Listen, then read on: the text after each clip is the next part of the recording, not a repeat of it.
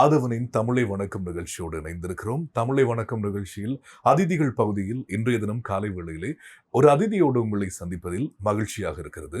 ஒவ்வொரு நாளும் பல பேர் எங்களுடைய நிகழ்ச்சியை கலந்து சிறப்பிப்பார்கள். அந்த வகையில் இன்றைய தினம் நாங்கள் அழைத்து வந்திருப்பது ஒரு பெண்ணாக எந்த துறையாக இருந்தாலும் அந்த துறையிலே மிளிர்வது, சஸ்டெயின் பண்ணுவது அப்படிங்கிறது ரொம்ப சாதாரணமான விஷயம் அப்படின்னு சொல்லிட முடியாது. பல சவால்கள், பல பிரச்சனைகளை தாண்டி ஒரு பெண்ணா மிளிர்றது அப்படிங்கிறதே மிகப்பெரிய ஒரு பொறுப்பு, மிகப்பெரிய ஒரு கடமை அப்படின்னு தான் சொல்ல முடியும். அப்படி இருக்கிற போது இன்றைய தினம் எங்களுடைய நிகழ்ச்சியை சிறப்பிக்க வந்திருக்கக்கூடிய இந்த பெண் அப்படின்னு சொல்லும்போது இவங்க ஊடகத்துறையிலே ஒரு முக்கியமான நபர், இலங்கை ஊடகத்துறையிலே தவிர்க்க முடியாத ஒரு நபர். இவருடைய நிகழ்ச்சிகளை வானொலிகளிலே நாங்கள் கேட்டு ரசித்திருக்கிறோம், தொலைக்காட்சியிலே நாங்கள் பார்த்திருக்கிறோம். அதையும் தாண்டி இப்பொழுது பல துறைகளிலே தன்னுடைய திறமையை நிரூபித்துக் கொண்டிருக்கக்கூடிய கௌரி பிருந்தன் எங்களோடு இணைந்திருக்கிறார். வணக்கம். வணக்கம் கவிராஜ். எப்படி இருக்கீங்க? நல்லா இருக்கிறேன். ரொம்ப சந்தோஷம். உண்மையிலேயே ஒரு ஊடகவியலாளரா, ஒரு ஆர்ஜியா இந்த மாதிரியாக ஒரு நபரை பார்த்து அவங்களோட ஒரு நேர்காணல் அப்படின்னு சொல்லும்போது எனக்கு உண்மையிலேயே ரொம்ப ரொம்ப மகிழ்ச்சியா இருக்கு. ஏன்னா உங்களோட நிகழ்ச்சிகளா இருக்கலாம், இல்லைன்னா வானொலி துறையில, இந்த ஊடகத்துறையில உங்களுடைய பரிணாமம் அப்படிங்கிறது நாங்க வர்றதுக்கு முதல்ல இருந்தே பார்த்துட்டு வரக்கூடிய ஒரு விஷயம். நீங்க நிகழ்ச்சி பண்றதையும் தாண்டி இப்ப இருக்கக்கூடிய உங்களோட நிகழ்ச்சியை ரசிக்கும் போது ஒரு நேரா கூட நிகழ்ச்சி நல்லா இருக்கு அப்படின்னு சொல்லி ஊக்குவிக்கிறதா இருக்கலாம்.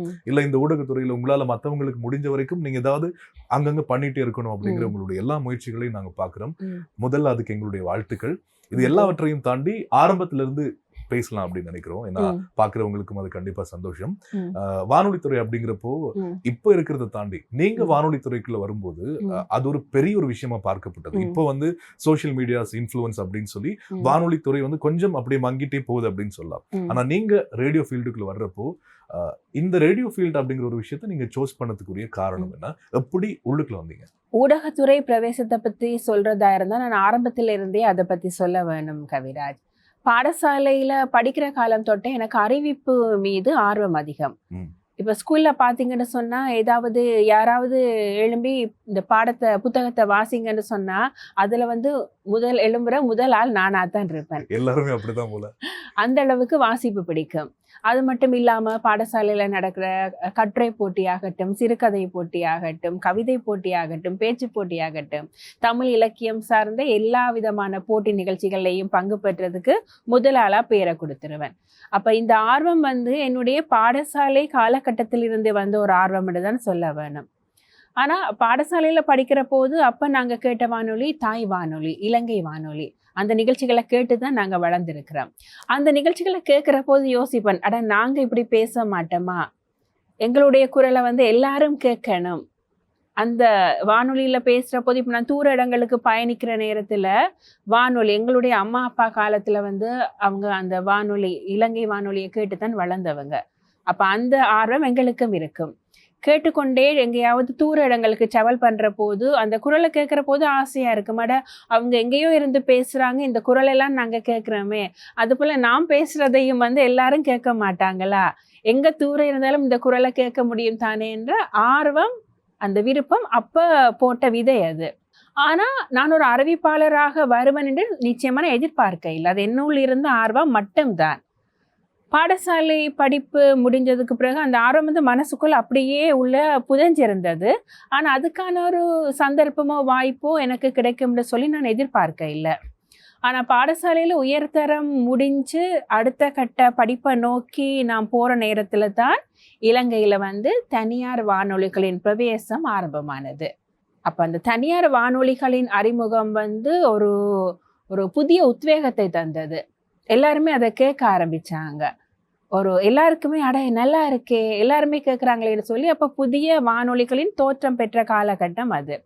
அந்த நேரத்தில் என்னுடைய நண்பிக்கு ஒரு வானொலியில் கிடைச்ச வாய்ப்பு.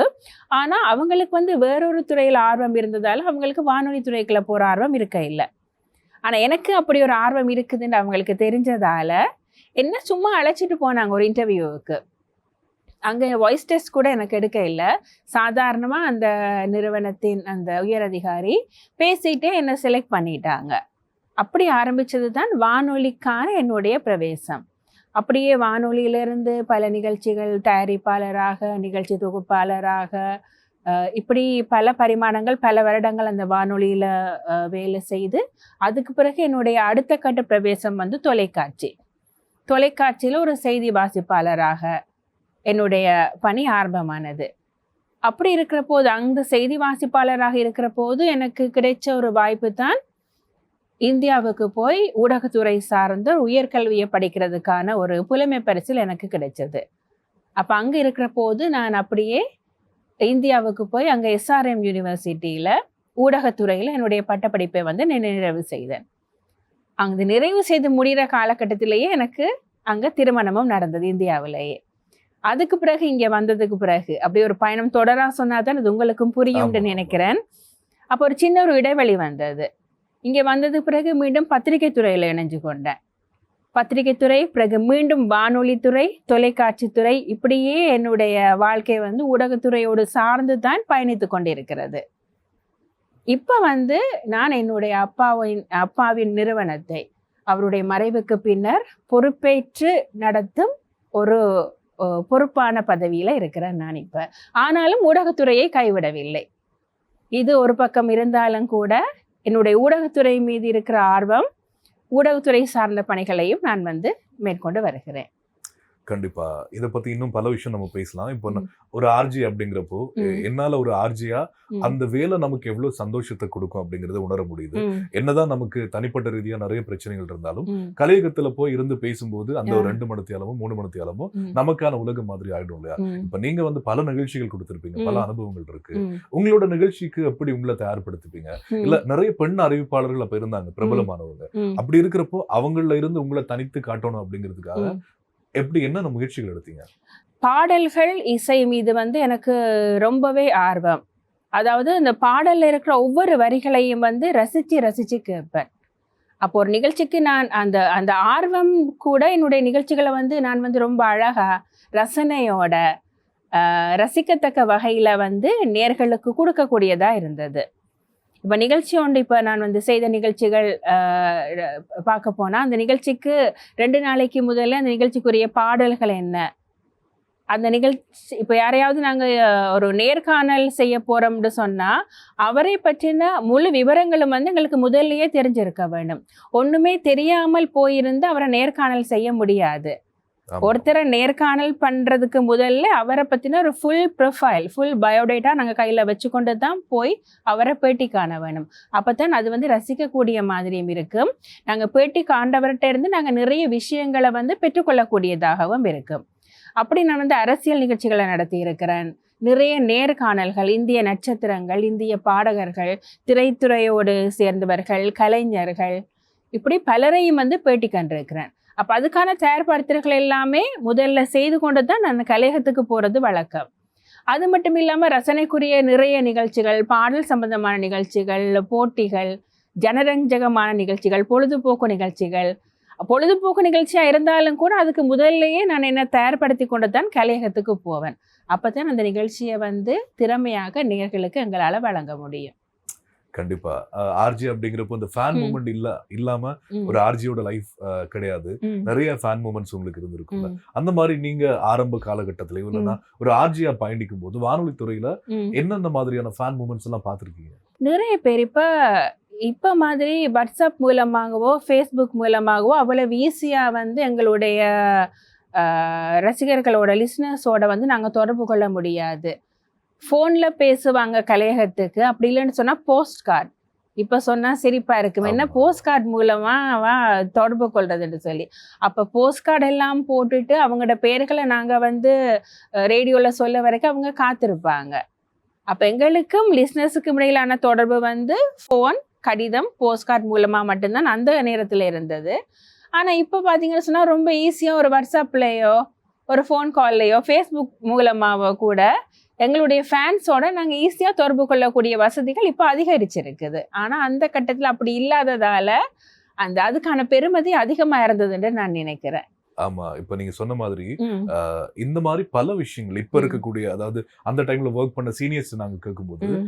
இப்ப இருக்கக்கூடிய இந்த ஆர்ஜேஸ் உடைய ம். நடைமுறைகள், ம். அவங்க வொர்க் பண்ற விதம், ம். இத பத்தி நாங்க அப்ப எப்படி இருந்தோம் தெரியுமா? இப்ப அதெல்லாம் இல்ல ம். அப்படின்னு நெறைய குற்றச்சாட்டுகள் முன்வைப்பாங்க வரும். இல்லையா? ம். நீங்க அப்போ நீங்க வொர்க் பண்ணிருக்கீங்க. ம். இப்பவும் நிகழ்ச்சிகள் எல்லாம் கேட்கறீங்க. ம். எப்படி இருக்கு அவங்களோட லைஃப் ஸ்டைல் அப்படிங்கறதெல்லாம் பாக்குறீங்க. ம். என்ன வித்தியாசம் இருக்குன்னு நினைக்கிறீங்க?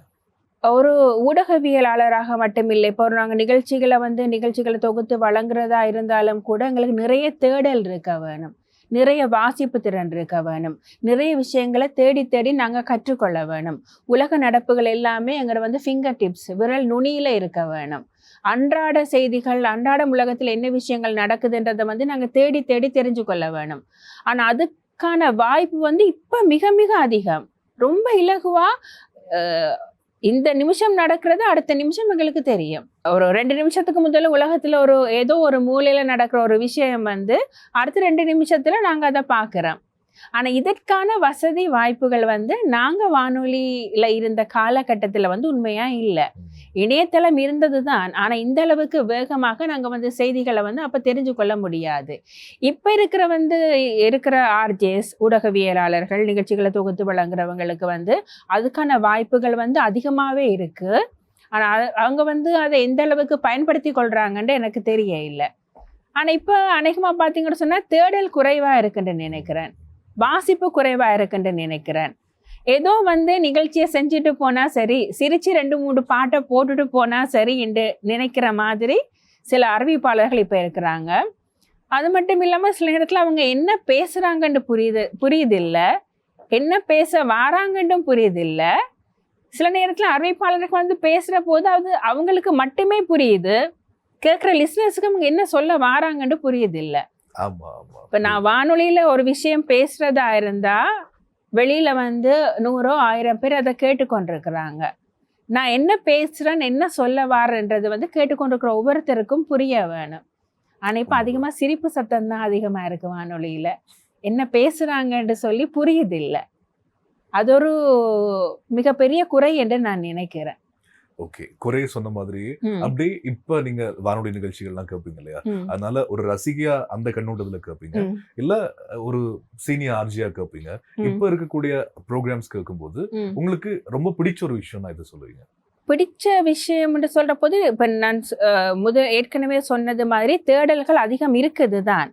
அப்ப நிறைய விஷயங்களை இப்ப நாங்க பார்த்து ஒரு விஷயத்த போன்ல பார்த்து தெரிஞ்சு கொண்டு அடுத்த கட்டத்துக்கு போக முதல்லையே நாங்க வானொலியை கேட்டுக்கொண்டு இருக்கிற போதே நிறைய விஷயங்கள், நிறைய செய்திகளை அவங்க நாளாந்தம் சொல்லி கொண்டிருக்கிறாங்க. அது ஒரு மிகப்பெரிய விஷயம்தான். இப்ப எங்களுக்கு போன் பார்த்து விஷயங்களை தெரிஞ்சு கொள்ள முடியாத நேரத்துல நாங்க ஒரு வேலையில இருந்தாலும் கூட அந்த வேலைகளோட வானொலியை கேட்டுக்கொண்டிருக்கிற போது நிறைய பாடல்கள் மட்டும் இல்ல, அவங்க நிறைய செய்திகளையும் எங்களுக்கு சொல்லிக்கொண்டே இருக்கிறாங்க. அது ஒரு பெரிய பிளஸ் பாயிண்ட். அப்ப அந்த வகையில தேடல் இருக்குதுதான். ஆனாலும் அதை சரியான முறையில மக்களை கொண்டு சேர்ற மாதிரி அவங்க கொடுக்க வேணும். ஓகே. இப்ப உங்களை பொறுத்த வரைக்கும் உங்களோட லைஃப்ல ரேடியோ அப்படிங்கிற ஒரு விஷயம் ஒரு முக்கியமான சாப்டர் இல்லையா? இந்த ரேடியோ உங்களுக்கு லைஃப்ல கொடுத்த ஒரு மிகப்பெரிய விஷயம் அப்படின்னா நீங்க எதை சொல்லுவீங்க? என்ன யாருன்னு அடையாளப்படுத்தினது.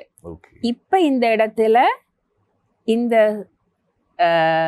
ஆசனத்துல இருந்து நீங்க என்ன பேட்டி காண்றீங்கடா, அதுக்கு காரணம் வானொலி எனக்கு கொடுத்த அந்த அடையாளம் தான். இல்லாட்டி கௌரி யாருன்னு தெரியாது. உண்மையா கௌரி பாலசிங்கம்னு சொன்னா எல்லாருக்கும் தெரிகிற அளவுக்கு என்னை கொண்டு போனது நான் வேலை செய்த அந்த வானொலி துறை. இப்ப கௌரி பிருந்தனா நான் இந்த இடத்துல இருக்கிறேன். அதுக்கு கூட காரணம் வானொலி, தொலைக்காட்சி எனக்கு தந்த அந்த அடையாளம், அந்த அறிமுகம். கண்டிப்பா. கௌரி பாலசிங்கத்தை பத்தி மட்டும் இல்ல, நாங்க கௌரி பிருந்தனை பத்தியும் தெரிஞ்சுக்க ஆசைப்படுறோம். பிருந்தன் பத்தி கொஞ்சம் சொல்லலாம். அதாவது உங்களோட லைஃப் ஸ்டோரி கேட்கும்போது காதல் அப்படிங்கிற ஒரு விஷயம் ரொம்ப அழகான ஒரு பாகம் அப்படின்னு நாங்க கேள்விப்பட்டிருக்கோம். ஆனா எனக்கு அது முழுசா தெரியாது. பிருந்தன் எப்படி உங்களோட லைஃப்ல வந்தாரு? அந்த ஸ்டோரியை கொஞ்சம் சொல்லலாம். பிருந்தன் குடும்பம் முழுக்க முழுக்க ஒரு இசை சார்ந்த குடும்பம். அவரோட தந்தையை கலா சூடாமணி சண்முகராக மிகப்பெரிய ஒரு இசை வித்துவான். அது மட்டும் இல்லாம அவருடைய சகோதரர்கள், சகோதரிகள் எல்லாரும் கூட இசையோடு சம்பந்தப்பட்டவங்க. அவருடைய தாத்தா ஒரு இசை புலவர். அப்போ ஒரு இசை சார்ந்த ஒரு குடும்பத்துக்குள்ளதான் நானும் போயிருக்கிறேன். ஆனா அதுக்கு முதல்லயே நான் ஏற்கனவே சொல்லியிருந்தேன், சினிமா பாடல்கள், இசை மீது எனக்கு வந்து ஆர்வம் அதிகம். ஆனா அதுக்கும் என்னுடைய குடும்பத்துக்கும் எந்த சம்பந்தமும் இல்ல. ஆனாலும் சின்ன வயசுல இருந்தே அந்த பாடல்களை கேட்டு கேட்டு வளர்ந்ததால எனக்கு பாடல்கள், இசை மீது ரொம்பவே ஆர்வம் அதிகம். பிருந்தனுடைய குடும்பம் வந்து அவங்க ஆல்ரெடி இசையோடையே தான் அவங்களுடைய வாழ்க்கை, இசையோடையே தான் அவங்க வளர்ந்ததே. அப்ப அவங்க வந்து வெளியிட்ட ஒரு இசை ஆல்பம் துளிகள். அந்த இசை ஆல்பத்தை வெளியிடுறதுக்காக ஒரு வானொலியின் ஊடக அனுசரணை தேவைப்பட்டது. அதுக்காக நான் பணியாற்றிய வானொலி தான் அந்த துளிகள் இசை ஆல்பத்துக்கான ஊடக அனுசரணையை வழங்கி இருந்தாங்க. அவர் எத்தனையோ முறை அந்த அலுவலகத்துக்கு வந்து இது சம்பந்தமாக அந்த அதிகாரியை சந்திச்சுட்டு எல்லாம் போயிருக்கிறார். ஆனாலும் நான் ஒரு தடவை கூட அவரை அங்க வந்து சந்திக்க இல்லை. காரணம், அவர் வாரபோது நான் கலையகத்துக்குள்ள இருப்பேன். 10 மணியில இருந்து 1 மணி வரைக்கும் தான் என்னுடைய அந்த நிகழ்ச்சிக்கான நேரம். அப்ப நான் கலையகத்துக்குள்ள இருப்பேன், நான் வெளியில வர மாட்டேன். பிருந்தன் வந்து இது சார்ந்த விஷயங்களை கலந்துரையாடுறதுக்கும் பேசுறதுக்காகவும் வந்து அப்ப நடானா தான் எங்களுடைய அந்த வானொலியின் பொறுப்பதிகாரி. அவரை சந்திக்கிறதுக்கு பல தடவைகள் வந்து போயிருக்கிறார். ஆனா நான் ஒரு தடவை கூட சந்திச்சதில்லை. ஆனா யாரும் சொன்னா நம்பவும் மாட்டாங்க அதை. ஆனா அதுதான் உண்மை. ஆனா நான் வானொலியில பணியாற்றிய போது எப்பவுமே நம்முடைய கலைஞர்களுடைய பாடல்களை வந்து அதிகம் ஒளிபரப்புறது வழக்கம். அந்த கலைஞர்களுக்கு வந்து வாய்ப்பு கொடுக்க வேணும். இந்திய சினிமா இசை பாடல்களுக்கு சமனாக இவர்களுடைய பாடல்களும் ஒளிபரப்ப வேணும்ன்றதால எப்பவுமே வந்து நான் வந்து என்னுடைய நிகழ்ச்சிகள்ல வந்து நம் நாட்டு கலைஞர்களுடைய பாடல்களுக்கு முக்கியத்துவம் கொடுக்கிறது வழக்கம்.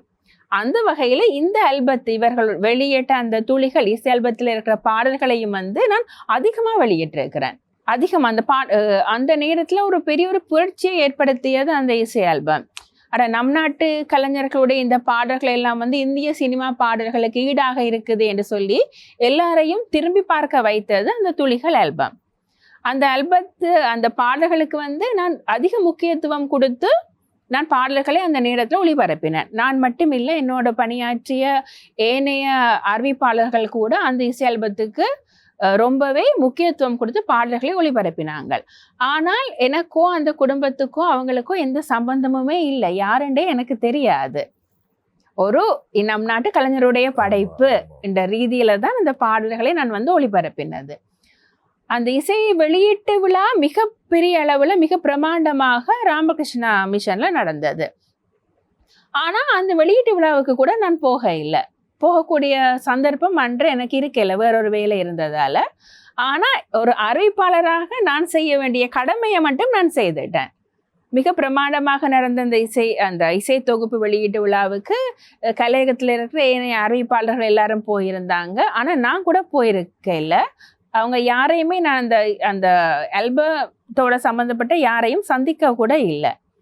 அப்படியே காலப்போக்கில் என்னுடைய பயணம் அப்படியே நான் தொலைக்காட்சிக்கு போய் அப்படியே எனக்கு கிடைச்ச புலமை பரிசில் மூலமாக அப்படியே இந்தியாவுக்கு போயிட்டேன். நான் அங்கே போய் யூனிவர்சிட்டியில் படித்து கொண்டு இருந்த போது தான் இப்போ ஃபேஸ்புக் எவ்வளவுக்கு பிரபலமாக இருக்குதோ அதே போல் அப்போ ஒரு ஹாய்ஃபை என்ற ஒரு இது ஆப் வந்து பிரபலமாக இருந்தது.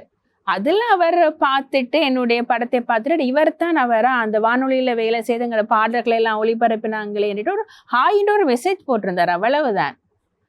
அப்ப அந்த மெசேஜோட படமும் வரும். இவர் எங்கேயோ பார்த்த மாதிரி இருக்குதே, அந்த துளிகள் ஆல்பத்தில் இவருடைய புகைப்படம் இருந்தது, இவர் பார்த்த மாதிரி இருக்குது. ஆனா அந்த துளிகள் வெளியிட்டவர் தான் இவரோ? நானும் சாதாரண ஒரு ஹாய் மெசேஜ் அனுப்பினேன், அவ்வளவுதான். அப்படியே எங்களுடைய பேச்சு அந்த கணனியிலேயே தொடர்ந்தது. அப்போ நான் யூனிவர்சிட்டியில் படித்து கொண்டிருக்கிறேன். அதே நேரம் இவங்களுடைய குடும்பமும் வந்து இசைக்காக வேண்டி சென்னைக்கு வந்திருந்தாங்க குடும்பமாக. அப்போ தான் எனக்கு தெரியும் இவங்களும் சென்னையில் தான் இருக்கிறாங்கன்னு. நான் SRM யூனிவர்சிட்டி இருந்தது பொத்தேரி என்ற ஒரு இடத்துல. அப்போ தொடர்ந்தது அந்த அப்படியே பேச்சுவார்த்தையில் தொடர்ந்தது அப்படியே காதலாக மாறியது. பிருந்தன் என்ன வந்து அதுவும் ரொம்ப ஸ்பீடா நடந்துட்டது எல்லாமே. ஜூலை 15 என்ன முதலா வந்து யூனிவர்சிட்டிக்கு வந்து காலேஜுக்கு அங்க வந்து என்ன சந்திச்சார். ஜூலை 15 வந்து முதல் பார்த்தது. செப்டம்பர் 5 காதல சொன்னார். நவம்பர் 15 கல்யாணம் முடிஞ்சது. ஒரு 3-4 மாசத்துக்குள்ள எல்லாமே நடந்து முடிஞ்சது. அப்போ இங்க இருந்து என்னுடைய அம்மா அப்பா எல்லாரும் இந்தியாவுக்கு வந்திருந்தாங்க. கல்யாணம் அங்க சிறப்பா நடந்து முடிஞ்சுது. அப்போ கொஞ்ச காலம் எனக்கு அங்கேயே இருக்க வேண்டிய ஒரு சூழ்நிலை. அதனால ஊடகத்துறையில இருந்து கொஞ்சம் விலகி இருந்தேன். ஆனாலும் அங்க இருக்கிற போது நான் ஒரு தொலைக்காட்சி நிருபராக நான் முதல்ல பணியாற்றி அந்த தொலைக்காட்சிக்கு ஒரு செய்தி தொடர்பாளராக நான் இந்தியாவில இருந்து பணியாற்றி இருக்கிறேன். இதுதான் எங்களுடைய காதல். இன்னும் நிறைய சொல்லலாம், கொஞ்சமா சுருக்கி சொல்லி இருக்கிறேன். இல்ல உண்மையிலே நீங்க சொல்லும் போது ஒரு மாதிரி feel good love story movie பார்த்த மாதிரி ஃபீலா இருந்தது. அல்ல இவ்வளவு ஸ்பீடா லவ் பண்ணி அப்பதான் முதல் பார்த்து இவ்வளவு சீக்கிரமா கல்யாணம் பண்ணிட்டீங்களான்றதை யாரும் நம்ப மாட்டாங்க. அதோட நான் இலங்கையில வச்சு அவரை நான் பார்த்ததே இல்லை. அதை கூட சொன்னா நம்ப மாட்டாங்க. நான் பார்த்ததே அவர் இந்தியாவில தான். ரொம்ப நல்லா இருந்தது உங்களோட காதல் கதை கேட்கும்போது. இன்னொரு விஷயம் என்ன அப்படின்னா, கண்டிப்பா உங்ககிட்ட இந்த கேள்வி நான் கேட்கலாம் அப்படின்னு நினைக்கிறேன். இப்ப கௌரி பிருந்தன் அப்படின்னு சொல்லும் போது எங்களுக்கு வெறுமனே நீங்க ஒரு சிறந்த ஊடக ஆளுமை அப்படிங்கிறது மட்டும் இல்ல, நீங்க ஒரு சிறந்த ஜோடி அப்படிங்கிறது எங்களுக்கு தெரியும். கௌரி அப்படின்னாலே பிருந்தன் அப்படின்ற சொல்ற அளவுக்கு மீடியால வந்து முக்கியமா இலங்கையில ஊடகத்துல வந்து சொல்லிக் கொள்ளக்கூடிய ஒரு நல்ல தம்பதிகள் அப்படின்னா உங்களை சொல்லலாம். யாரும் கண்வைக்க கூடாது. கௌரி என்று சொன்னா யாருக்கும் தெரியாது இல்லையா? கௌரி பிருந்தன் என்று சொன்னாதான் தெரியும். எல்லாருக்குமே தெரியும். முந்தி கௌரி பாலசிங்கம்ன்றதான் எல்லாருக்குமே தெரியும். ஆமா ஆமா ஆமா ஆமா. பொதுவா இப்ப அதாவது திருமண வாழ்க்கை அப்படிங்கிறது, கணவன் மனைவி அப்படிங்கிற அந்த உறவு வந்து ரொம்ப புனிதமானது, ரொம்ப அழகானது அப்படின்னு சொல்லுவாங்க. ஆனா அது வந்து இப்ப பாக்குறப்போ நிறைய டிவோர்சஸ் அப்படின்னு சொல்லி பல இது பாக்குறப்போ அந்த கல்யாணத்து மேலேயே நிறைய பேருக்கு ஈடுபாடு இல்லாம அப்படி எல்லாம் போறதெல்லாம் உண்டு. ஆனா இவ்வளவு வருஷம் லவ் பண்ணி பசங்க ஊடகத்துல பணிபுரிறீங்க, ஒரு பிசினஸ் உமனா அப்படின்னா கூட ஒரு அழகான வாழ்க்கையை நீங்க லீட் பண்ணிட்டு போறீங்க இல்லையா? சோ அதுக்கு வந்து அவர் வந்து எவ்வளவு புரிந்துணர்வோட இருக்கக்கூடிய ஒரு கணவரா இருப்பாரு. எப்படி இந்த வாழ்க்கை இவ்வளவு அழகா இருக்கிறதுக்கு உங்க ரெண்டு பேருக்குள்ள இருக்கக்கூடிய அந்த மியூச்சுவல் அண்டர்ஸ்டாண்டிங் என்னென்ன விஷயங்கள் அப்படின்னு சொல்லுங்க. அதான் ரொம்ப ரொம்ப முக்கியம் கவிராஜ்.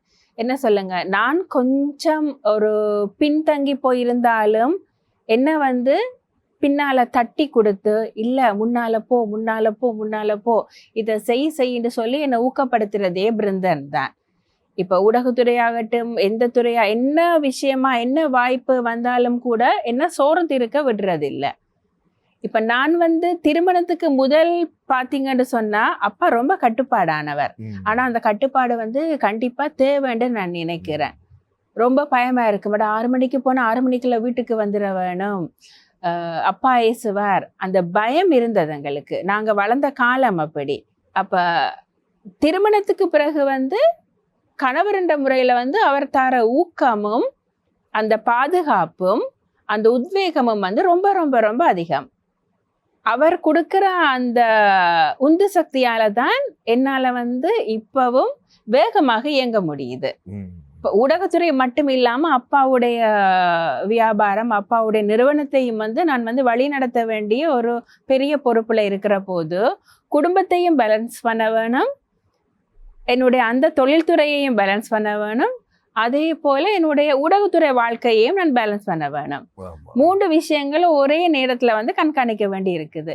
அப்ப நான் அந்த துறைகளில் ஈடுபடுற போது இங்க குடும்பத்தையும் வந்து பார்க்க வேண்டி இருக்கிற போது அதுக்கு நிறைய எனக்கு உதவியா இருக்கிறது பிருந்தன்.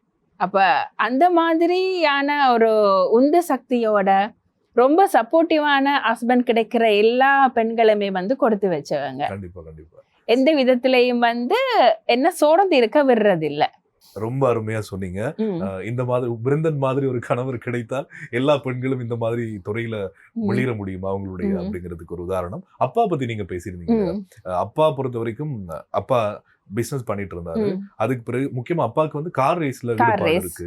அதுக்கு பிறகு அப்பாவோட ஞாபகார்த்தமா இப்போ ஒவ்வொரு வருஷமும் இலங்கையில் இடம்பெறக்கூடிய ஒரு கார் ரேஸுக்கு நீங்க வந்து ஸ்பான்சர் பண்றீங்க அப்படிங்கறத நாங்க கேள்விப்பட்டோம்.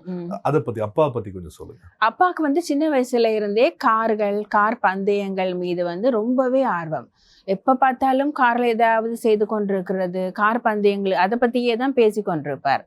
அப்ப அப்பா வந்து நிறைய, அதாவது அப்பாவுக்கு வந்து இலங்கையில அதிகமான மினி கார் பந்தயங்களில் பங்கு பெற்றவர் என்ற நெதர்லாந்து அரசின் ஒரு விருதும் அப்பாவுக்கு கிடைச்சிருக்குது. கிட்டத்தட்ட 100க்கு மேற்பட்ட விருதுகள், சான்றிதழ்கள் எல்லாமே அவருடைய ஞாபகார்த்தமாக இப்போ அவருடைய அலுவலகத்துல இருக்குது. அப்ப அவருடைய மறைவுக்கு பின்னர் கார் பந்தயத்துல ஈடுபட்டிருக்கிற எல்லாருக்குமே வந்து தெரியாதவங்க இல்ல. பாலசிங்கம், பாலான்னு தான் எல்லாருமே அவரை கூப்பிடுவாங்க. பாலாண்டா தெரியும் எல்லாருக்குமே. அப்ப அவருடைய மறைவுக்கு பிறகு வந்து அந்த கார் பந்தயத்துக்கான ஒரு அசோசியேஷன் இருக்குது, அந்த ஸ்லாடார்ன்னு இருக்குது. அவங்க ஒவ்வொரு வருஷமும் ஒவ்வொரு இடங்கள்ல வந்து கார் பந்தயங்கள் நடக்கும். அப்படி கார் பந்தயங்கள் நடக்கிற போது ஒரு ஈவெண்ட்டுக்கோ 2 ஈவெண்ட்டுக்கோ வந்து அப்பாவுடைய பேர்ல வந்து ஸ்பான்சர் பண்றோம் நாங்க. அதுக்கான முழு அனுசரணையும் செய்யறதுதான் என்னுடைய தங்கை. அப்பா கார் ரேஸ் முந்தி போற போது அப்பாவோட நாங்களும் போவோம். அப்பாவோட சில கார் பந்தயங்கள்ல வந்து நானும் கலந்து கொண்டிருக்கிறேன். அதுக்கு பிறகு என்னுடைய தங்கை வந்து அப்பாவோட சில கார் பந்தயங்களையும் வந்து கலந்து கொண்டிருக்கிறா. இப்போ அவ தான் அந்த அப்பாவுடைய கார் பந்தயங்களுக்கான முழு அனுசரணை வழங்குறதுக்கான முழு பொறுப்பையும் என்னுடைய தங்கை, அவட பேர் ஆஷா, அவ தான் இப்ப செய்யறா. ஓகே. இப்ப அப்பாவோட நீங்க கார் ரேஸ்க்கெல்லாம் போயிருக்குன்னு சொன்னீங்க இல்லையா? அப்படியெல்லாம் போகும்போது உங்களுக்கு எப்பயாவது அது மேல உங்களுக்கு ஈடுபாடு வந்திருக்கா? வண்டி கார் ஓட்டுறதுல? இப்ப கார் பந்தயங்கள்ல ஈடுபடுற போது அப்பாவோட நானும் போயிருக்கிறேன். 2-3 ஈவெண்ட்ல நானும் பங்கு பெற்று இருக்கிறேன். ஆனா என்னுடைய தங்கை கார் பந்தயம் அது லேடிஸ் ஈவெண்ட், பெண்களுக்கான பிரிவுல வந்து கார் ரேஸ்ல போய் அவ கப்பம் எடுத்திருக்கிறா, அவ கலந்து கொண்டிருக்கிறா. ஓகே.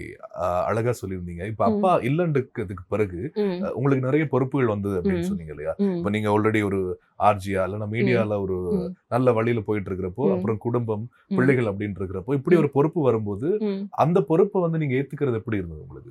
அப்பாட திடீர் மறைவுக்கு பிறகு எங்களுக்கு ஆண் சகோதரர்கள் இல்லை, 3மே வந்து பெண் பிள்ளைகள். நான் எனக்கு பிறகு 2 தங்கச்சிமார், அண்ணா தம்பி மாதிரி யாரும் இல்லை. ஆனா அப்பாவுடைய அந்த பிசினஸ் வந்து முழுக்க கார்கள் சம்பந்தப்பட்டது.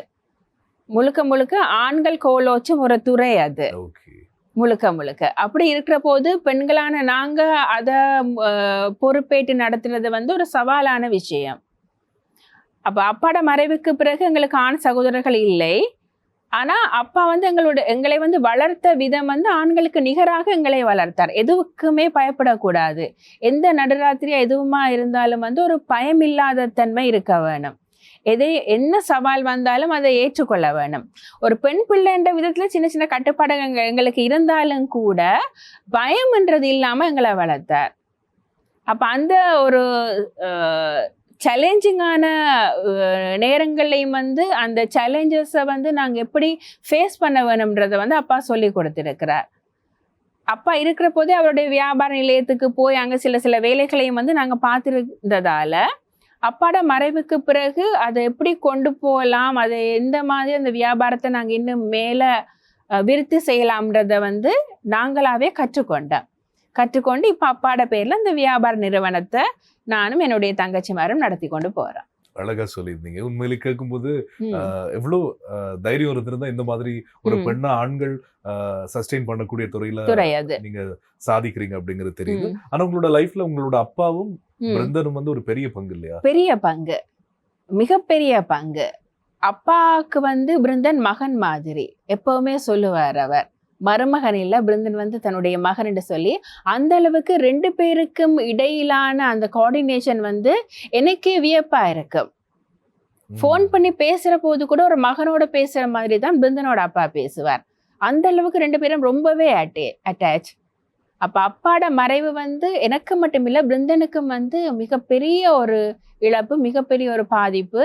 அது இப்பவும் வந்து அவர் சொல்லுவார். ஆனா அந்த மாதிரி ஒரு பாண்டிங் வர்றது அவ்வளவு எளிதா வந்துடாது இல்லையா? நீங்க வந்து பொதுவா லீடர்ஷிப் அப்படிங்கிற ஒரு விஷயம் வந்து எல்லாருக்குமே அவ்வளவு ஈஸியா வந்துடாது. ஆனா நீங்க உங்களோட பிசினஸ்க்கு வர்றதுக்கு முதலே ரேடியோ ஃபீல்டுல இருக்கும்போதே நீங்க வந்து ஒரு முக்கிய பதவியில தான் வகிச்சிருக்கீங்க. நிறைய பேரை கட்டி ஆளக்கூடிய ஆளுமையுடைய ஒரு ஆளா இருந்திருக்கீங்க.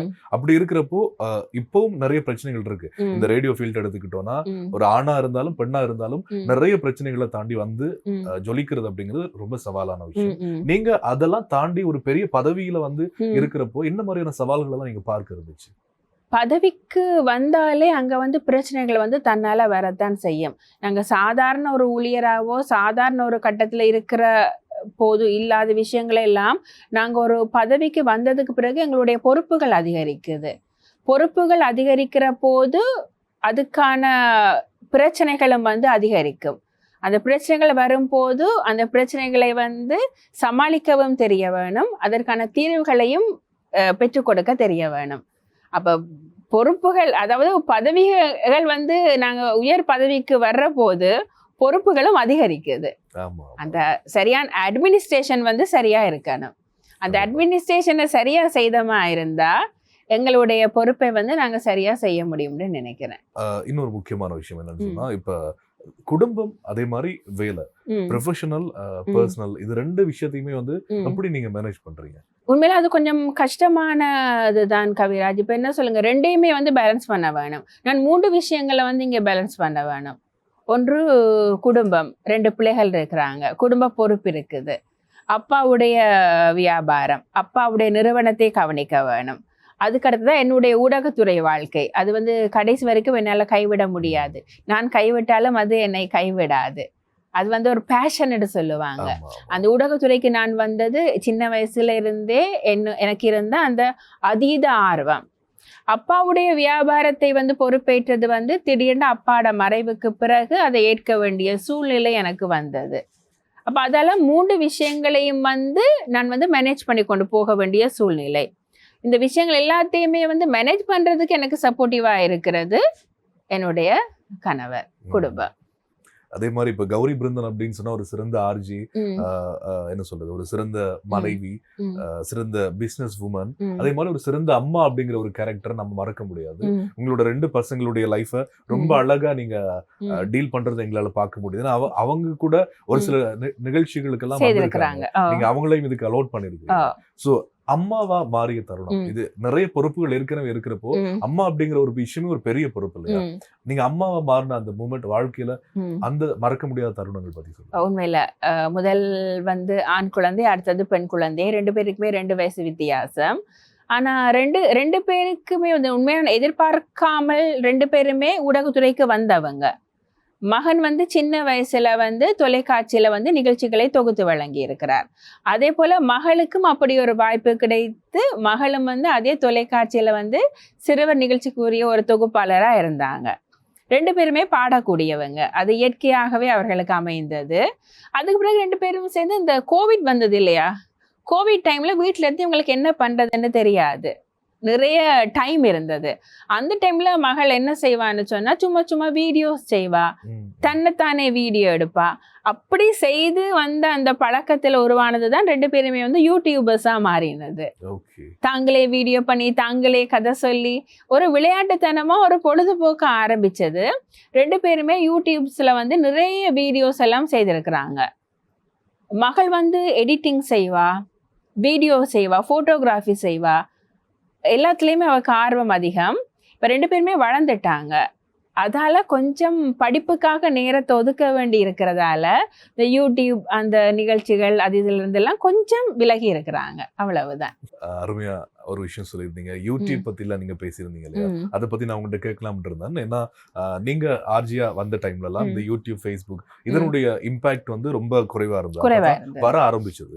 ஆனா இப்ப இருக்கிற காலகட்டத்துல சோசியல் மீடியாஸோட இன்ஃபுளுன்ஸ் அதிகமா இருக்கிறதுனால வானொலி துறையில இருக்கிற சீனியர்ஸே சொல்லுவாங்க, உங்களோட எதிர்காலத்தை பத்தி யோசிங்க அப்படின்னு எங்க கிட்ட சொல்றதெல்லாம் நாங்க பார்த்திருக்கோம். இதை நீங்க எப்படி பாக்குறீங்க? வானொலிக்குரிய அந்த ஸ்பெஷாலிட்டி அப்படிங்கிறது இருந்துகிட்டே இருக்குமா, இல்லைன்னா கொஞ்ச நாள்ல இதை வந்து மக்கள் மறந்துடுவாங்களா? இப்படி சொல்லலாம். அதாவது நாங்க இருந்த போது இருந்த அந்த எதிர்பார்ப்பு, அந்த வரவேற்பு வந்து இப்ப குறைஞ்சிருக்குது. நாங்க வானொலியில இருந்த போது வானொலி அறிவிப்பாளர்கள் எல்லாரையும் வந்து ஒரு நட்சத்திரங்களா பார்த்தாங்க மக்கள். போரிடமெல்லாம் அவங்களுக்கு வரவேற்பு இருந்தது. போரிடங்கள் எல்லாம் ஆட்டோகிராஃப் கொண்டு வந்து ஒரு சினிமா நடிகர்கள்கிட்ட வந்து ஆட்டோகிராஃப்ல சைன் வாங்குற மாதிரி எல்லாரும் வந்து வாங்குவாங்க, வந்து புகைப்படம் எடுப்பாங்க. அந்த அளவுக்கு பெரிய ஒரு அந்தஸ்து, பெரிய ஒரு எதிர்பார்ப்பு இருந்தது அறிவிப்பாளர்களுக்கு நாங்க இருந்த காலகட்டத்தில். அப்ப எல்லாம் இந்த சமூக வலைத்தளங்களோட ஆதிக்கம் இருக்க இல்லை. ஆனா இப்ப நீங்க நிகழ்ச்சி செய்யறதே வந்து நேரடியா ஃபேஸ்புக்ல லைவ்ல போறாங்க. இப்ப முந்தி வந்து கலையகத்தையே நேர்கள் பார்த்திருக்க மாட்டாங்க. ஒரு ஒரு ஒரு கற்பனை இருக்கும் அவங்களுக்கு, கலையகம் எப்படி இருக்கும், இவங்க எப்படி நிகழ்ச்சி நடத்துவாங்க, எப்படி அவங்க இருப்பாங்கன்ற ஒரு எதிர்பார்ப்பு இருந்து கொண்டு இருக்கிற போது அதுக்கான மதிப்பும் வந்து அதிகமா இருந்தது.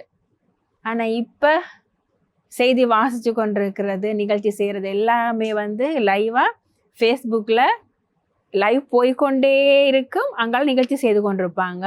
அதால வந்து பார்க்குற லிசனர்ஸுக்கு இவ்வளவுதானா, அட இவ்வளவுதான் செய்கிறாங்களா, இவ்வளவு இப்படிதான் பேசி நிகழ்ச்சி செய்கிறாங்களான்னு எல்லாமே வந்து தெரியுது அவங்களுக்கு. அந்த கியூரியாசிட்டி குறைஞ்சிட்டது. அதால அதுக்குரிய மதிப்பு வர வர குறைஞ்சு கொண்டு போகுதுன்னு தான் நான் நினைக்கிறேன். இப்ப இந்த ரேடியோ பத்தி நீங்க பேசும்போது இப்ப உங்களோட வேலை செஞ்ச ஆட்கள்லாம் இருப்பாங்க இல்லையா, அவங்க எல்லாமே வந்து இப்ப உங்களை மாதிரி வேற வேற துறைகள், சில பேர் வெளிநாடுகள் அப்படின்னு சொல்லி அந்த சர்க்கிளே அப்படியே ஃபுல்லா அப்படியே வேற வேற இடங்களுக்கு போயிட்டாங்க. ஆனா திரும்ப Facebookல எல்லாம் நீங்க உங்களுடைய பழைய நினைவுகள் எல்லாம் ஷேர் பண்றதெல்லாம் நாங்க பார்த்திருக்கோம், நோட் பண்ணிருக்கோம். அதை பார்க்கும்போது எங்களுக்கே அடடா இவ்வளவு பசுமையான நாட்கள் இருந்ததா இலங்கை வானொலி துறையில அப்படின்னு தோணும். உங்களுக்கு அந்த மெமரிஸ் எல்லாம் ரீகால் பண்ணும்போது எப்படி இருக்கும்? நீங்க திரும்ப அவங்களோட எல்லாம் கால் பண்ணி பேசுவீங்களா? அது ஒரு அழகிய நிலாக்காலம் என்று சொல்லலாம். ஆமா, அவங்களோட இப்ப Facebookல யாராவது ஒரு எங்களோட பணியாற்றிய அறிவிப்பாளர்கள் வந்து அந்த அந்த காலங்கள், தாங்கள் நிகழ்ச்சிகளை படைத்த அந்த நாட்கள், நிகழ்ச்சிகள் எப்படியெல்லாம் வழங்கினார்கள், இதை பற்றியெல்லாம் Facebookல எழுதுகிற போது, அதை வாசிக்கிற போது எங்களுக்கு சந்தோஷமா இருக்கும். இப்போ எங்களோட அம்மா அப்பா காலத்தில் அவங்க பழைய பாடல்களை கேட்டு ரசிப்பாங்க. அதுக்கு பிறகு நாங்கள் இப்போ 80s 90s பாடல்கள் போகிற போது நல்லா ரொம்ப ரசனையோட ரசிப்போம்.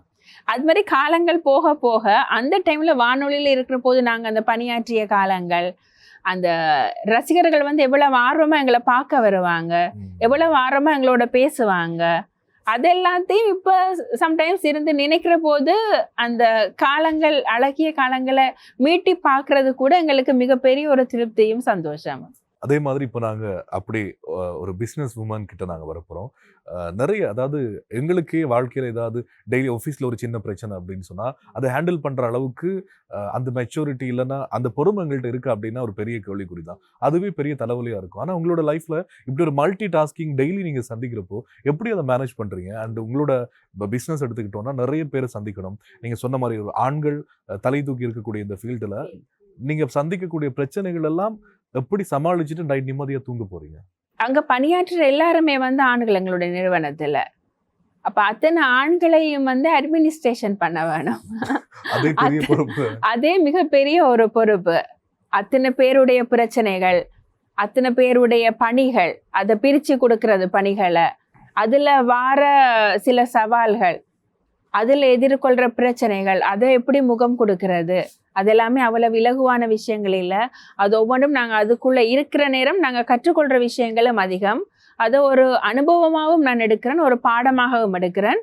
அதன் மூலமாக இன்னும் என்னை நான் வந்து விருத்தி செய்து கொள்ள முடியும்னு நினைக்கிறேன். நீங்க வந்து நிகழ்ச்சி பண்ணும்போது நாங்க உங்களை ரசிச்சிருக்கோம். அதை தாண்டி நான் உங்களை ரசிச்ச ஒரு இடம் இருக்கு. என்னன்னா, நான் ஒரு நிகழ்ச்சி பண்ணும்போது நீங்க கால் பண்ணி சொல்லியிருந்தீங்க, அதாவது நான் யாருன்னே அப்ப தெரியாது, சொல்லணும்ன்ற அவசியம் கூட இல்ல, ஆனா என்னோட நம்பரை தேடி எனக்கு கால் பண்ணி உங்களோட நிகழ்ச்சி நல்லா இருந்தது அப்படின்னு சொல்லியிருந்தீங்க. நான் ஏதை சொல்றேன்னா, எனக்கு அந்த டைம் வந்து ஒரு பெரிய மரியாதை வந்தது. இப்ப இந்த மாதிரி நம்ம இவ்வளவு பண்ணிட்டு நம்ம பாட்டுல இருக்காம புதுசா வரக்கூடிய ஜெனரேஷனுக்கு நம்மளால முடிஞ்ச விஷயத்த சொல்லணும் அப்படின்னு நினைக்கிறது மட்டும் இல்ல, நீங்க நிறைய பேருக்கு வந்து அதாவது அவங்களோட வாழ்க்கையில ஒரு படி மேல போறதுக்குரிய உதவிகளையும் பண்றீங்க அப்படின்னு நான் கேள்விப்பட்டோம். இதெல்லாம் பண்ற டைம்ல இதுக்கெல்லாம் உங்களுக்கு டைம் இருக்கா? எனக்கு அது ரொம்ப பிடிக்கும் கவிராஜ். அதாவது ரொம்ப திறமையோட இருக்கிறவங்க, ரொம்ப திறமையா ஆர்வத்தோட வானொலியில நிகழ்ச்சி செய்யறவங்க, அதுகளை பார்க்குற போது அட நானும் இந்த மாதிரி இருந்து தானே வந்திருக்கேன்ன்ற தாட் தான் எனக்கு வரும். நல்லா செய்யறவங்களை பாராட்ட பிடிக்கும் எனக்கு. பாராட்டுற போது 10 பேருக்கு முன்னால பாராட்ட வேணும். குறைகளை சொல்ற போது தனியா அழைச்சிட்டு போய் தான் அந்த குறைகளை வந்து அவங்களுக்கு சுட்டி காட்ட வேணும். அப்ப எப்பவுமே அது வந்து வானொலி துறை மட்டும் இல்லை, நான் ஸ்கூல்ல படிக்கிற காலம் தொட்டு யாராவது ஏதாவது திறமையா செய்தாலோ நல்லா செய்தாலோ அவங்கள வந்து வாழ்த்துறதுக்கும் பாராட்டுறதுக்கும் உயர்த்தி விடுறதுக்கும் எனக்கு பிடிக்கும். அது எப்போவுமே எனக்கு அது ஒரு பிடிச்ச விஷயம். அது இப்போ நான் தொழில் செய்கிற என்னுடைய பணியாகட்டும், இல்லாட்டி ஊடகத்துறை வாழ்க்கையாகட்டும், யார் நல்லா என்ன செஞ்சாலும் வந்து அவங்கள பாராட்டுறதுக்கோ இல்லாட்டி என்னால் முயன்றால் அவங்கள மேலும் உயர்த்தி விடுறதுக்கோ நான் தயங்க மாட்டேன். உண்மையிலே நீங்க சொல்லக்கூடிய இந்த விஷயங்கள் எல்லாமே வந்து நீங்க கடந்து வந்த பாதை, எப்படிப்பட்ட ஒரு வாழ்க்கையை நீங்க வாழ்ந்து வந்திருக்கீங்க அப்படிங்கிறதுக்கு ஒரு நல்ல முன்னுதாரணம். இவ்வளவு விஷயம் பண்ணிட்டு இருக்கிறப்ப ஒரு நாள்ல உங்களுக்கு நீங்களே ஏதாவது பண்ணக்கூடிய, பொதுவாக சொல்லுவாங்க மீ டைம் அப்படின்னு சொல்லுவாங்க, நமக்காக நம்ம ஒரு விஷயம் பண்றது, அந்த மாதிரி இவ்வளவு விஷயம் நீங்க ஒரு நாள்ல பார்க்கும்போது உங்களுக்கு நீங்க உங்களை சந்தோஷப்படுத்திக்கிறதுக்காக பண்றதுன்னா எதை சொல்லுவீங்க? என்ன நான் சந்தோஷப்படுத்திக் கொள்ற விஷயங்கள் வந்து ஒரு இனிமையான மென்மையான பாட்டு கேட்கறது, ஒரு ரிலாக்ஸா, ஒரு டயர்டா இருக்கிற போது, ஒரு நைட் டைம்ல எதையோ ஒரு இளையராஜா சாங்கோ, ரஹ்மான் சாங்கோ, அது சாஃப்டான மெலடியா இருக்க வேணும். அந்த 80ஸ்ல 90ஸ்ல வர பாடல்களை கேட்கிற போது இருக்கிற ப்ரெஷர் எல்லாம் அப்படியே தன்னால இறங்கிட்டு போற மாதிரி ஒரு ஃபீல் வரும், ஒரு ஃபீல் குட் வரும் அந்த நேரத்துல. அது மட்டும் இல்ல, அடுத்தது ஒரு ஃபீல் குட் மூவிஸ், இந்த அடி தடி சண்டை ஆக்ரோஷம் அது ஒன்றும் இல்லாம அமைதியான சில படங்கள் இருக்குது. அப்படியான படங்கள் பார்க்குற போது எனக்கு ஒரு ரிலாக்ஸேஷன் வரும். அநேகமாக நிறைய மலையாள படங்கள் எல்லாம் கூட அப்படி இருக்கு, நல்ல ஸ்டோரிஸோட, ஒரு நல்ல கதையம்சங்களோட அப்படியான படங்களை தேடி தேடி பார்க்க பிடிக்கும். அடுத்ததாக வாசிக்கிறது பிடிக்கும், புக்ஸ் படிக்க பிடிக்கும். ட்ராவல் பண்ணி கொண்டிருக்கிற போது, காரில் போய் கொண்டிருக்கிற போது கூட எனக்கு டைம் கிடைச்சா ஏதாவது ஒரு புத்தகம் என்ற பக்கத்தில் இருக்கும் வாசிக்கிறதுக்கு. இதெல்லாமே எனக்கு பிடிச்ச விஷயங்கள். என்னதான் ஒரு பிசினஸ் உமனா நிறைய ரெஸ்பான்சிபிலிட்டிஸ் இருந்தா கூட இந்த ஊடகத்துல எப்பவுமே நான் இருப்பேன், என்ன தக்க வைக்கணும் அப்படிங்கிறதுக்காக நீங்க இப்ப வேற என்னெல்லாம் செஞ்சுட்டு இருக்கீங்க? இப்போ நிறைய, அதாவது ஊடகத்துறை சார்ந்த நிறைய விஷயங்கள்ல வந்து இப்போ ஒரு ஓன் வெப்சைட் ஒன்று இருக்குது, வைப்ஸ் மீடியாண்டு. அது வந்து அதை ரன் பண்ணி கொண்டிருக்கிறோம்.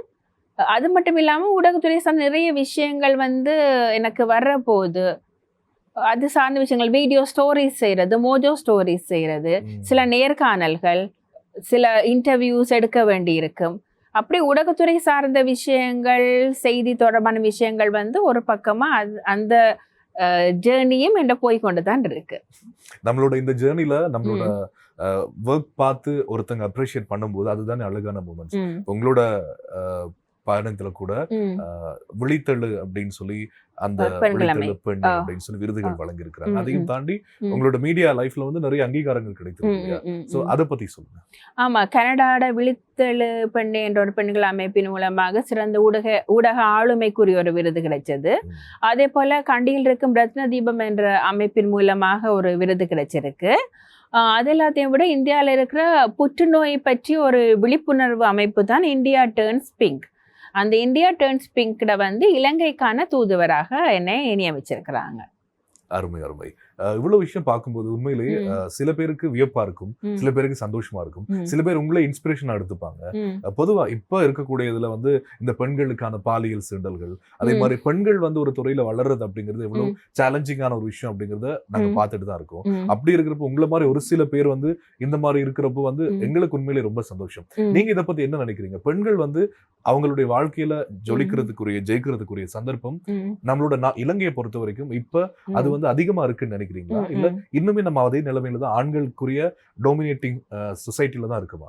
இல்ல, இப்ப அது நான் குறைஞ்சிருக்குதுன்னு நினைக்கிறேன் கவராஜ். உண்மையா ஆரம்ப காலகட்டங்கள்ல வந்து ஆண்களோட ஆதிக்கமும் பெண்கள் மீதான ஆண்களின் அழுத்தமும் வந்து அதிகம் இருந்தது உண்மைதான். இப்போவும் இருக்குது தான், நான் இல்லைன்னு சொல்ல இல்லை. ஆனாலும் பெண்கள் வந்து அதையெல்லாம் வந்து உடை தெரிந்து இப்ப வெளியில வந்து தங்களை நிரூபிக்கிற அளவுக்கு பெண்கள் நிறையவே வளர்ந்துட்டாங்க, நிறைய செய்யறாங்க, நிறைய பெரிய பெரிய பதவிகள்ல பெண்கள் இருக்கிறாங்க. அப்ப முன்னர போல பெண்களோட நடத்தைய சொல்லியோ அவங்கள இருக்கிற குறைகளை சொல்லியோ பெண்களால் ஒன்றும் இயலாது, பெண்ணுன்னு சொன்னா இப்படித்தான், இவ்வளவுதான் அவங்களால முடியும், இதுக்கு மேலால அவங்களால போக முடியாது, இப்படியெல்லாம் காலமா சொல்லி கொண்டு வந்தாங்க. ஆனா இப்ப அது எல்லாமே வந்து குறைஞ்சு கொண்டு வருது. என்னை பொறுத்தவரை ஆண்கள் கூட பெண்களுக்கு நிறைய சப்போர்ட்டிவா இருக்கிறாங்கன்னு தான் நான் நினைக்கிறேன். என்னுடைய குடும்பத்திலையும் அப்படி, வெளியிலையும் நான் வந்து ஆண்களையெல்லாம் அப்படி முற்றா குறை சொல்ல முடியாது என்னால. நிறைய பெண்களுக்கு சப்போர்ட்டிவா இருக்கிற ஆண்களையும் வந்து நான் பார்த்திருக்கிறேன். அப்படி சப்போர்ட்டிவ் கிடைக்காட்டிலும் கூட அதை தெரிந்து வெளியில வந்து சிறகுகளை விரித்து பறக்கக்கூடிய நிறைய பெண்களையும் வந்து நான் பார்த்து கொண்டுதான் இருக்கிறேன். இப்ப கண்டிப்பா அந்த மாதிரி இப்ப லைஃப்ல வந்து ஏதோ ஒரு கட்டத்துல உடைஞ்சு போயிருக்கிற பெண்கள், லைஃப்ல அடுத்து எந்த ஒரு ஹோப்புமே இல்ல, நம்ம என்ன பண்ண போறோம், ஏதோ ஒரு டைம்ல வாழ்க்கை வந்து நம்ம எதிர்பாராத நிலைக்கு போயிடுச்சு, திரும்ப அதுல இருந்து எப்படி மீண்டு வர்றது அப்படின்றது தெரியாம வாழ்க்கை ஒரு பிடிமானம் இல்லாம சில பெண்கள் இருப்பாங்க இல்லையா? அவங்கள நீங்க நேர்ல பார்த்தா அவங்கள்ட்ட சொல்ற விஷயம் என்ன? தைரியம், தன்னம்பிக்கை, மற்றது தன் மீது நம்பிக்கை வைக்க வேணும். இல்லை என்னால முடியும்ண்டு. மற்றவங்க இதை சொல்லுவாங்க, நான் இதை பண்ணினா அவங்க அதை சொல்லுவாங்க, எனக்கு பின்னால் இப்படியெல்லாம் பேசுவாங்க, நான் அந்த வேலையை செய்து அவங்க இதை பற்றி பேசுவாங்களே, என்னுடைய கேரக்டரை பற்றி பேசுவாங்களே, குறை சொல்லுவாங்களே, இப்படியெல்லாம் நாங்கள் நினைச்சு கொண்டு வந்தால் எங்களால் முன்னேறவே முடியாது. அது எல்லாத்தையும் ஒதுக்கி தள்ளிட்டு நீங்கள் போகிற வழியில் நீங்கள் தன்னம்பிக்கையோட போனால் நீங்கள் எதையுமே சாதிக்க முடியும். Very kind sweet responsibility Gowri பிருந்தனுக்கு கோபம் வரக்கூடிய ஒரு விஷயம் தானே. எந்த விஷயம் உங்களை அதிகமா கோபப்படுத்தும்? அது ஃபேமிலியோ ஒரு சொசைட்டியோ? கோபம் வர விஷயங்கள் வந்து சரியான நேரத்துக்கு சரியான வேலையை சரியான முறையில செய்யாட்டி எனக்கு கோபம் வரும். அதிகமா பங்க்சுவாலிட்டி எதிர்பார்ப்பேன் நான். அது முன்ன இருந்தே அப்படித்தான். அந்த டைமுக்கு ஒரு இடத்துக்கு போக வேணும்னு சொன்னா அந்த டைமுக்கு 5 நிமிஷத்துக்கு முதல்லயே நிக்க வேணும்னு நினைக்கிறது நான். மற்றது எல்லாமே ஆர்கனைஸ்டா இருக்க வேணும்னு எதிர்பார்ப்பேன். அது வீட்லயும் வந்து அடிக்கடி எனக்கு பிரச்சனை வருது இந்த ஒரு விஷயத்துல தான். அதை இதை எடுத்து போட்டு அந்தந்த சாமான அந்தந்த இடத்துல வைக்காட்டி எனக்கு கோபம் வரும். எதுவா இருந்தாலும் எல்லாமே ஆர்கனைஸ்டா சரியான முறையில இருக்க வேணும்னு நான் எதிர்பார்ப்பேன். எனக்கு கோபம் வர விஷயம் அது மட்டும்தான். மற்ற வேற ஒண்ணுக்கும் அப்படி எல்லாம் கோபம் எல்லாம் வராது. கோபப்படுற ஒரு ஆளே கிடையாது. அதான் கோபம் வர்றது இந்த மாதிரி விஷயங்களுக்கு மட்டும்தான். ஓகே, இப்ப பிசினஸ் எடுத்துக்கிட்டோம் அப்படின்னு சொன்னா இப்ப நிறைய பெண்கள் கூட முன்னுக்கு வர்றாங்க, பிசினஸ்ல ஈடுபடுறாங்க. ஆனா எல்லாருமே வந்து சக்சஸ்ஃபுல்லி சஸ்டெயின் பண்றது இல்லையா? பொதுவா நீங்க பிசினஸ் பண்றதுனால, ஒரு பிசினஸ் உமனா இருக்கிறதுனால எங்க ஒரு பிசினஸ் மேன் ஒரு பிசினஸ் உமன் தோக்குறதுக்குரிய காரணம் என்ன நினைக்கிறீங்க? எங்க அவங்க தப்பு பண்றாங்க? நிறைய இப்ப ஒவ்வொரு துறையிலையும் வந்து ஒவ்வொரு சவால்கள் இருக்கும். இப்ப நான் ஒரு துறையை பற்றி மட்டும் பேச முடியாது. ஊடகத்துறையில வந்து அது சார்ந்த சவால்கள் இருக்கும். இன்னும் ஒரு வணிகத்துறையில அது சார்ந்த பிரச்சனைகள் இருக்கும். இன்னொரு துறையில அது சார்ந்த பிரச்சனைகள் இருக்கும். அப்ப துறைக்கு துறை அவங்க எதிர்கொள்ற பிரச்சனைகள் வந்து வேறுபடும். ஒரே பிரச்சனையா இருக்க முடியாது. அப்ப அந்தந்த துறையில இருக்கிறவங்களுக்கு தான் அவங்க சந்திக்கிற பிரச்சனைகள் என்னன்னு தெரியும். அந்த பிரச்சனைகளை வந்து சமாளிக்க முடியாமல் போற போது தான் எங்களுக்குள்ள வந்து ஒரு கீழே இறங்க வேண்டிய நிலை வரும். அது எல்லாத்தையும் சமாளிச்சு அந்த சேலஞ்சிங்குக்கெல்லாம் முகம் கொடுத்து அதுல இருந்து எங்களால மேல வர முடியும், வெற்றி பெற முடியுமா இருந்தா எங்களுடைய துறையில வந்து நாங்க மிளிர முடியும். ஆமா, இப்ப நீங்க ஒரு சோசியல் மீடியா மூலமா தான் உங்களோட லைஃப் பார்ட்னரை கண்டுபிடிச்சிங்க அப்படிங்கிற ஒரு விஷயம் சொல்லிருக்கீங்க. ஆனா இப்ப அதே மாதிரி எத்தனையோ சோசியல் மீடியாஸ் இருக்கு. அதுல வந்து நம்மள ப்ரமோட் பண்ணிக்கலாம், நம்மளோட இருப்பை தக்க வச்சுக்கலாம் சோசியல் மீடியாஸ்ல, ஃபேன் ஃபாலோவிங் அப்படின்னு சொல்லி. உங்களை பொறுத்த வரைக்கும் இந்த சோசியல் மீடியாஸினுடைய அதீத வளர்ச்சி எப்படி பாக்குறீங்க? உங்களை நீங்க அதுக்கு தயார்படுத்திக்கிட்டீங்களா? ஆமா, மிகப்பெரிய வளர்ச்சி தான். இப்போ ஃபிங்கர் டிப்ஸில் எல்லாமே இருக்கின்ற மாதிரி முந்தி ஒரு விஷயம் நடந்தால் அடுத்த நாள் பத்திரிகை எடுத்து விரித்து படிக்கிற போது தான் எங்களுக்கு இந்த விஷயம் இந்த இடத்துல இப்படி நடந்ததுன்னு சொல்லி தெரியும். ஆனால் இப்போ வந்து ஒரு செய்தியை தெரிஞ்சு கொள்றதுக்காக அடுத்த நாள் பத்திரிகை வர வரைக்கும் நாங்கள் வந்து வெயிட் பண்ண வேண்டிய தேவை இல்லை. அந்த அளவுக்கு வந்து சமூக ஊடகங்களின் அதீத வளர்ச்சி வந்து உலகத்தை வந்து எங்கேயோ கொண்டு போயிட்டுது. அந்த அளவுக்கு வளர்ச்சி அடைஞ்சிருக்குது. அப்ப அதுக்கேற்றபடி நாங்களும் எங்களை வளர்த்து கொள்ள வேண்டியது காலத்தின் கட்டாயம். கண்டிப்பா நிறைய சீனியர்ஸ் ஆர்ஜிஸ் வந்து எங்களோட நிகழ்ச்சிகள் கேட்கும்போது அவங்க ஒரு சில விஷயங்கள் சொல்லுவாங்க, எங்ககிட்ட என்ன எதிர்பார்க்கிறாங்க அப்படின்னு சொல்லி. நீங்க ஸ்டார்ட்ல பேசும்போது சொல்லியிருந்தீங்க இந்த மாதிரி தேடல்கள் மிக குறைஞ்சிருச்சு அப்படின்னு சொல்லி. இந்த தேடல்கள் அப்படிங்கிற ஒரு விஷயத்தை தாண்டி நார்மலா இப்போ ஒரு நிகழ்ச்சி கேட்கும்போது தமிழ் உச்சரிப்பு, பிரசன்டேஷன் ஸ்டைல், இந்த மாதிரி பல விஷயங்கள் இருக்கு இல்லையா? அந்த மாதிரி இப்போ நம்ம வந்து நம்மள ஒரு நல்ல அறிவிப்பாளரா வெளியில காட்டிக்கணும் அப்படின்னா என்னென்ன விஷயங்கள்ல நாங்க கவனிக்கணும் அப்படின்னு புதுசா ரேடியோ வந்து ஒரு பேஷன் எடுத்துட்டு வரக்கூடியவங்களுக்கு நீங்க என்ன சொல்லுவீங்க? தமிழ் ரொம்ப முக்கியம், பேச்சாற்றல் முக்கியம், தமிழ் அழகா பேசுறது முக்கியம், உச்சரிப்பு முக்கியம், இப்படி எல்லாமே இருக்க வேணும். ஆனா இப்ப எனக்கு புரியாத ஒரு விஷயம், இப்ப இது எல்லாமே சரி, சில பேர் வந்து பேசுற போது ஏன் இப்படி பேசுறாங்க? இது அதாவது நான் எப்பவுமே யோசிக்கிற விஷயம், சில நேரங்களில் வந்து வாகனங்கள்ல போய் கொண்டிருக்கிற போது வானொலி கேட்டுக்கொண்டே போற வழக்கம். அந்த நேரத்துல வந்து சில பேர் சொல்லுவாங்க, இந்த இடத்தில் இருக்கக்கூடிய, இப்ப சொல்லுவாமே, கண்டியில் ஒருத்தர் இருக்கிறார், கண்டியில் இருந்து ராமன் இந்த பாடலை கேட்டார், இதுதான் வழக்கம். கண்டியில் இந்த இடத்தில் வசிக்கும் ராமன் இந்த பாடலை விரும்பி கேட்டார். ஆனா இவங்க சொல்லுவாங்க கண்டியில் இருக்கக்கூடிய, அது எதுக்கு? அது என்ன? அது புரியல, அது என்ன மீன் பண்ணுது அதுல? அந்த இடத்தில் இருக்கக்கூடிய, இப்படி சொல்லக்கூடிய அந்த கூடிய என்ற வார்த்தையை வந்து பொருத்தமே இல்லாத இடங்கள் எல்லாத்திலையும் வந்து புகுத்தி பேசுவாங்க. அது எதுக்காக பேசுறாங்கன்னே எனக்கு புரியல. ஒரு அர்த்தமே இல்லாத தொனி தான் அந்த நேரத்துல வந்து அவங்க அப்படி பேசுற போது வெளியில தெரியும். அப்படி அந்த பேசுறது வந்து தெளிவா பேச வேணும், தேவையில்லாததை பேசக்கூடாது, தேவையானதை மட்டும் பேச வேணும், அதுவும் புரிகிற மாதிரி பேசணும். ஆமா. இப்ப நம்மளோட நிகழ்ச்சிகள்ல நம்மளோட தமிழ் பேச்சு, ம். பிரசன்டேஷன் ம். இதெல்லாம் தாண்டி ம். பிளேலிஸ்ட் அப்படிங்கிறது ஒரு பெரிய பங்கு ம். இல்லையா? ம். ம். அப்போ நீங்க பாடல்கள்ல இன்னும் அதிகமா கவனம் எடுத்திருக்கீங்க. ம். இந்த பாடல்கள பொறுத்தவரைக்கும், ம். இப்ப ரேடியோலாம் நீங்க கேட்கும்போது, ம். உங்களுக்கு பிடிச்ச பாடல்கள் எல்லாம் ஒளிபரப்புதா? அந்த இசை ம். என்ன சொல்ல ரசனை வந்து எப்படி இருக்கு? இப்ப இருக்கக்கூடிய ஆர்ஜிஸ்க்கு? ரசனை வந்து காலத்துக்கு காலம் மாறி இப்ப அதே மாதிரி நாங்க இருந்த போது இருந்த மாதிரியான பாடல்கள் இல்லை இப்ப வார பாடல்கள். இப்ப வந்து நிறைய மாற்றங்கள் இருக்குது. அது வந்து டைமுக்கு டைம் மாறும், ரசனையும் மாறும். ம். அப்ப அந்த ரசனை மாற்றத்தை வந்து நாங்க குறை சொல்ல முடியாதுன்னு நினைக்கிறேன் கவிராஜ். என்று சொன்னா இசைஞானி இளையராஜா, அதுக்கு முதல் எம்.எஸ். விஸ்வநாதன். எம்.எஸ். விஸ்வநாதன் பாடல்கள் மாதிரி இளையராஜா பாடல்கள் இருக்கும்னு சொல்லி நாங்க எதிர்பார்க்க முடியாது.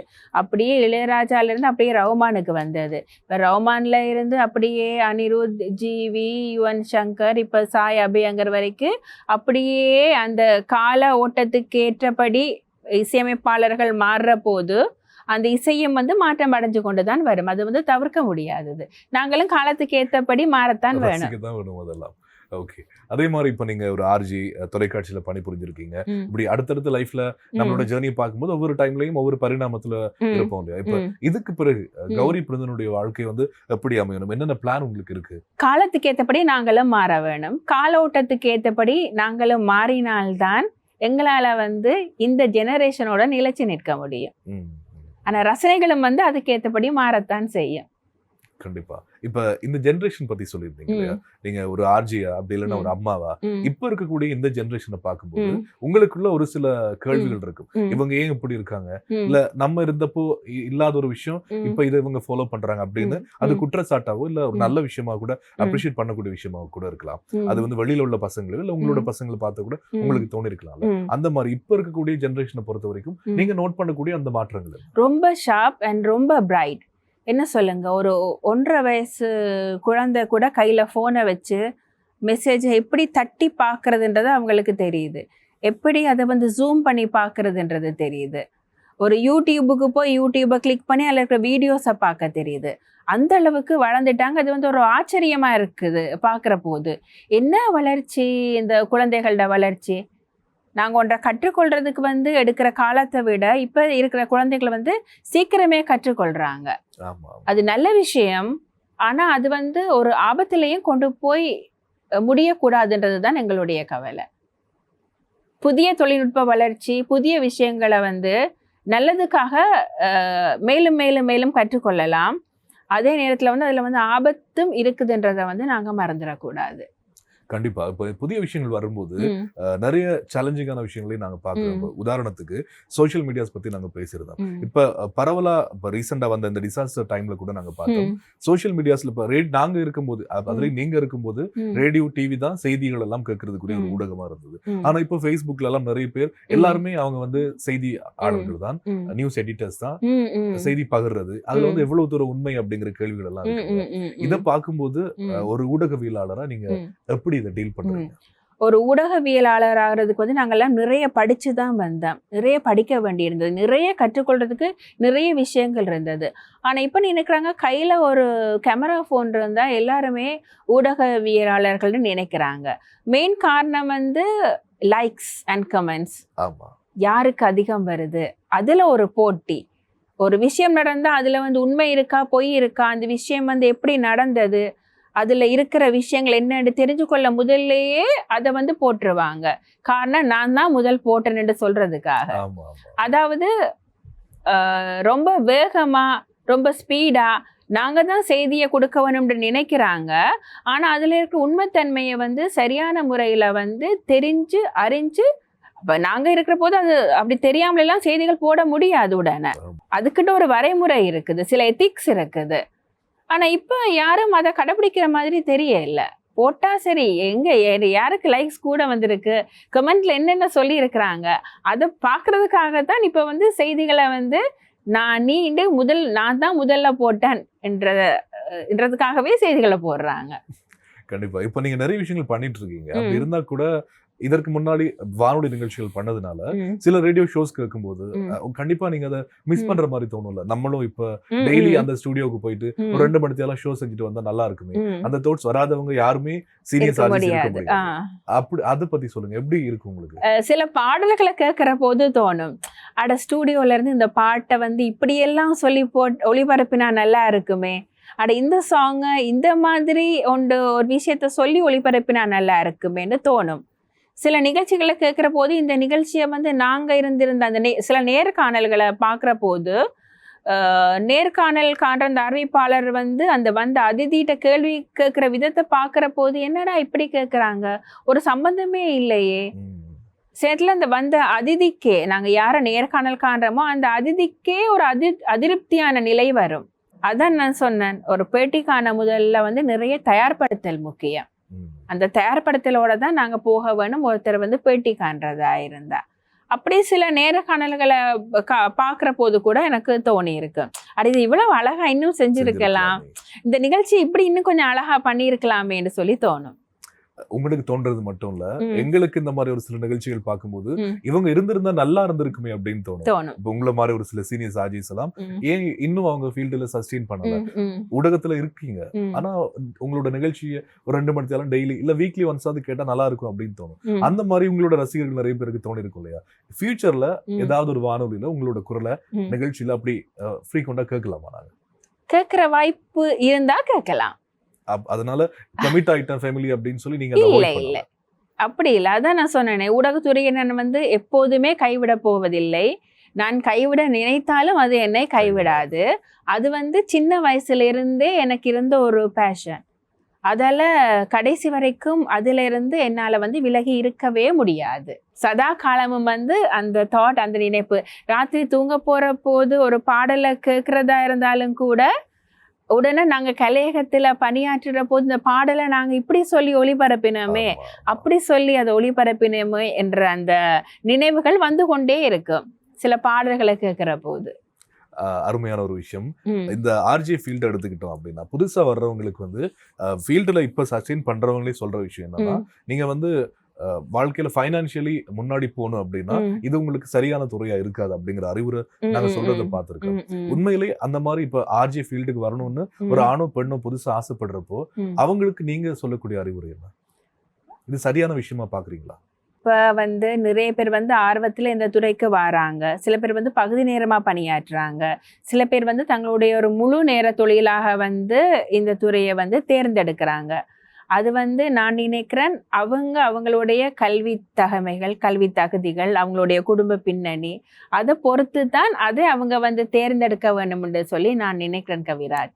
நீங்க இதைத்தான் செய்ய வேணும், இது உங்களுக்கு சரிப்பட்டு வராது, இதை நீங்க வேற துறை தான் தேர்ந்தெடுக்க வேணும், அப்படி என்னால அதை வந்து அப்படி குறிப்பிட்டு சொல்ல முடியாது. அது ஒவ்வொருத்தருடைய தனிப்பட்ட தெரிவு, தனிப்பட்ட விருப்பம் அது. ஓகே. இப்ப நீங்க வாழ்க்கையில ஆர்ஜே அதே மாதிரி டிவில ஷோ செஞ்சிருக்கீங்க, இப்ப பிசினஸ் உமனா சக்சஸ்ஃபுல்லி ஜொலித்து கொண்டு இருக்கிறீங்க. இது எல்லாத்தையுமே தாண்டி நம்ம லைஃப்ல எவ்வளவு பொறுப்புகள் இருந்தாலும் கூட நம்ம சந்தோஷமா இருக்கும் அப்படின்னு சொன்னா லைஃப்ல இன்னொரு விஷயம் ஃபாலோ பண்ணா போதும். நீங்க வந்து உங்களோட வாழ்க்கையை சந்தோஷமா கொண்டு போறதுக்கு பெரிய ஒரு பக்கபலமா இருக்கிற ஒரு விஷயம் அப்படின்னா என்னுடைய ஃபேமிலி, என் ஃபேமிலியுடைய சப்போர்ட்டும், அந்த அன்பும், அந்த பாதுகாப்பு, அரவணைப்பு, நான் எதை செய்தாலும் வந்து அதுக்கு எந்தவித தடையுமே சொல்லாத ஒரு குடும்பம் இருக்கிற போது எனக்கு எதை பத்தியும் கவலை இல்லை இல்லையா? எல்லா விதத்திலையும் அந்த பாதுகாப்பும் அந்த சப்போர்ட்டிவும் இருக்கிற போது நான் நினைச்ச துறையில வந்து என்னால பயணிக்க முடியுது.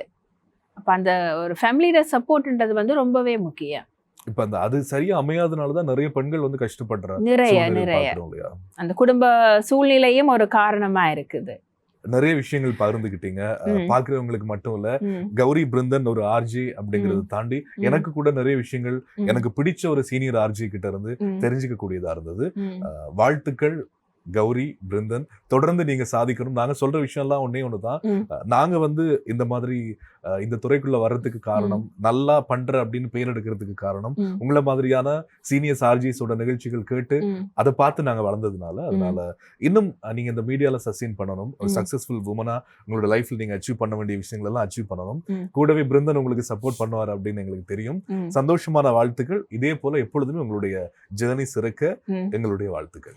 நன்றி கவிராஜ், நானும் சொல்லணும், எனக்கு பிடிச்ச சில ஆண் அறிவிப்பாளர் குரல்களில் வந்து உங்களுடைய குரலும் வந்து ஒரு குறிப்பிடத்தக்கது.